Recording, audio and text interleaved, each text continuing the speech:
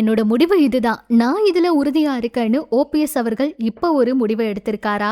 OPS அவர்கள் சமீபத்துல பேசும்போது என்ன சொல்லியிருக்காருன்னு தெரியுமா? வாங்க என்ன நடந்திருக்குன்னு பார்க்கலாம். ஓபிஎஸ் அவர்கள் அமைதியா இருக்கிறத பார்த்துட்டு நிறைய பேர் என்ன சொல்லியிருக்காங்கன்னா, திமுகவுல அவர் இணைய போறாரு, அவரோட ஆதரவாளர்கள் எல்லாம் திமுகவுல இணைஞ்சிட்டாங்க, கண்டிப்பா இவர் திமுகவுல இணைவாரு, இல்லன்னா தாவேக்கால கண்டிப்பா இணைவாருன்னு இவரை பத்தின வதந்திகள் ஏகப்பட்டது வந்துச்சு. இந்த எந்த ஒரு வதந்திகளுக்கும் பதில் கொடுக்காத ஓபிஎஸ் அவர்கள் இப்ப முதல் முறையா வெளிப்படையா ஒரு விஷயத்த சொல்லியிருக்காரு. அதுல அவர் சொன்ன விஷயம் என்னன்னா, கண்டிப்பா கூட்டணி அப்படிங்கறதெல்லாம் எந்த கட்சி கூட இல்ல, அதிமுகவை வளர்க்கணும் அப்படிங்கறதுக்காக தான் நாங்க பாடுபட்டு இருக்கோம். அதிமுகவை கண்டிப்பா வெற்றி பெற வைக்கிறது தான் எங்களோட நோக்கம். நாங்க தனித்தனியா பிரிஞ்சிருக்கணும் அப்படிங்கிற ஒரு முடிவே எங்களுக்கு இல்ல. நாங்க பிரிஞ்சே இல்ல, வெளியில இருந்து பாக்குற எல்லாருக்குமே தெரியும். ஆனா நாங்க ஒன்னாதான் இருக்கோம். கண்டிப்பா இபிஎஸ் அவர்கள் இதுக்கு பதில் கொடுக்கணும். எல்லாரும் ஒன்னா சேர்ந்து இந்த தேர்தலை எதிர்கொள்ளணும். இதுக்கு நாங்க ரெடியா தான் இருக்கோம் அப்படிங்கிற மாதிரி இபிஎஸ் அவருடைய பதில் இருந்துச்சு.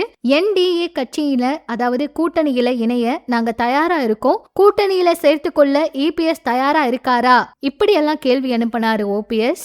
தேசிய ஜனநாயக கூட்டணியில எங்களை இணைக்க டிடிவி தினகரனால் முடியும் அப்படிங்கிற மாதிரி தெரிவிச்சாரு.